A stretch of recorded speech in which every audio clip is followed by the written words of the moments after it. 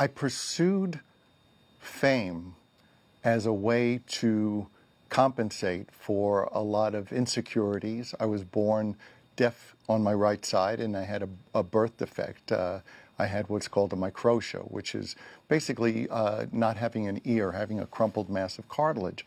And I wasn't very socially adept. And when you have something physical that sets you apart from people, it makes you really the target of unrelenting scrutiny and sometimes ridicule. And quite honestly, for me, the idea of becoming famous was a way to push it in people's faces and go, you see, you should have been nicer to me.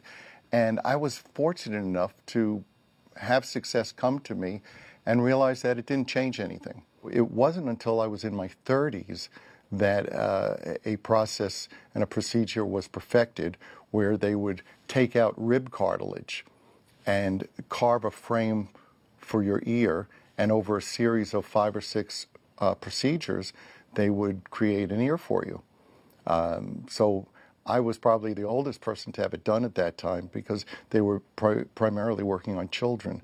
But even at that point in my life, it was a life-changing experience for me. It was, it only pointed out to me how serious an issue it was for me, and suddenly I was freed of it. And isn't it interesting? I still kept my hair long, but that's my profession. Well, have you ever had therapy? Which kind?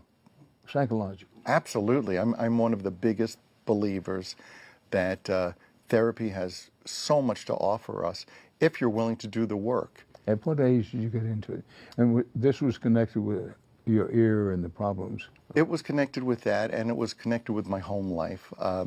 My parents certainly did the best they could and never meant to harm me, but my family was quite dysfunctional. My sister was a big problem who was in and out of institutions at one point, and my parents dealt with their own problems and didn't quite know how to deal with mine, or just basically said, you're the good kid, so I guess it's the squeaky wheel gets the oil, and I wasn't squeaking.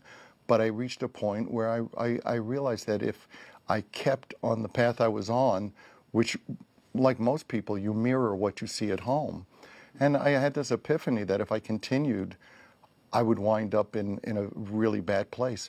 So I actually walked into Mount Sinai Hospital and went to the outpatient psychiatric facility and said, I need help, and started therapy when I was 15.